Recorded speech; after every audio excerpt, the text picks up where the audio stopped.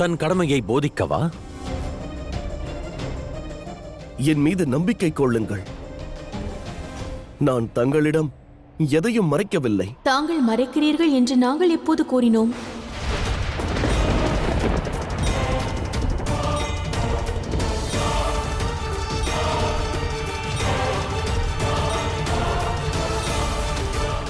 இதில் ஒளிந்திருக்கும் உண்மையை புரிந்து கொள்ளுங்கள். இப்பிரபஞ்சத்தை உருவாக்கியது தாங்கள் இருவரும் தான். தாங்கள் உருவாக்கிய விதிமுறையை தங்களுக்கு நினைவுபடுத்தினேன். அந்தகாசுரன் மிகுந்த பலசாலியாக இருக்கலாம். ஆயினும் அவன் அதர்மத்திற்கு துணை நின்றால் பிறகு அதற்கான விளைவுகளை அனுபவிப்பான். அவன் செய்யும் செயலுக்கான பலன் நிச்சயம் உண்டு மகாதேவா. உரைத்திடும் சொல்லுக்கும் அதன் பொருளுக்கும் வேற்றுமையை உணர முடிகிறது நாராயணா. தாங்கள் ஏதோ ஓர் உண்மையை மறைத்திட முயற்சி செய்கிறீர்களோ என்று எனக்கு தோன்றுகிறது.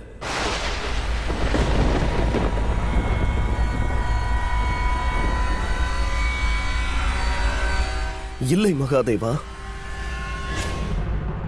தாங்கள் நான் வணங்கும் தெய்வம். நான் தங்களிடம் எதற்கு மறைக்க வேண்டும்?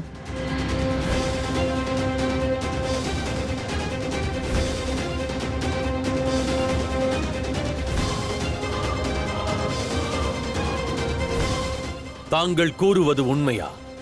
100% உண்மைதான் மகாதேவா.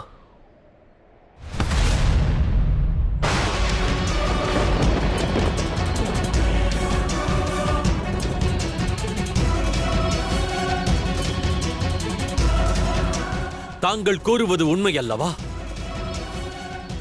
எனினும் அதில் ரகசியங்கள் அடங்கியுள்ளது.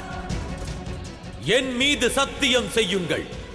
தாங்கள் உரைப்பது உண்மையா? தாங்கள் உரைப்பது உண்மையா? அந்தகாசுரன் திதி மற்றும் காசிபரின் மைந்தன் என்ற உண்மையை தவிர வேறு ஏதும் தெரியாதென்று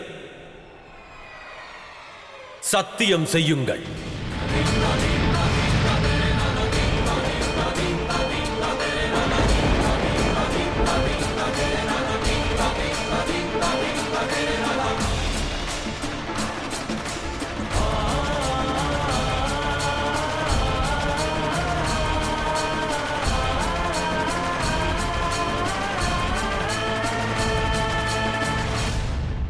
எதையும் மறைக்காமல் முழு உண்மையையும் கூறுங்கள். எனக்கு நம்பிக்கை உள்ளது.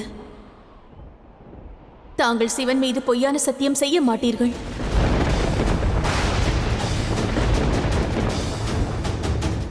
தாங்கள் வணங்கும் இறைவனை, தங்கள் உயிர் தோழனை தாங்கள் ஏமாற்ற மாட்டீர்கள்.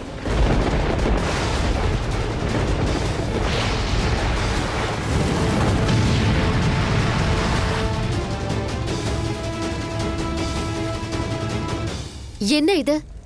நாராயணருக்கு இது தர்ம சங்கடமான தருணம் அல்லவா?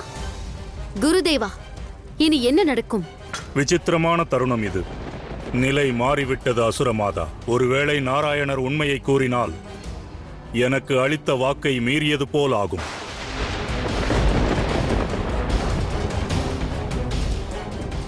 ஒருவேளை கூறாவிட்டால் மகாதேவரை அவமதித்தது போல் ஆகும். அதோடு நாராயணர் கொடுத்த வாக்கை மீறியதாக இதுவரை என்றும் நிகழ்ந்ததில்லை. என்ன நடக்கப் போகிறது என்பதை நாம் பொறுத்திருந்து பார்ப்போம்.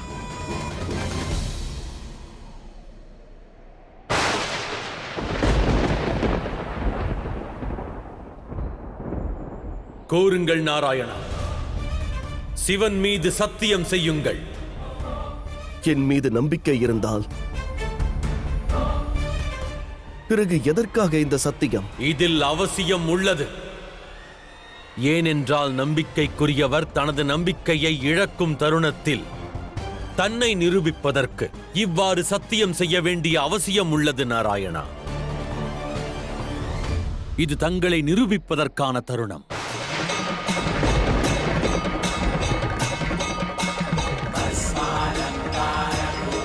மீண்டும் கேட்கிறேன்,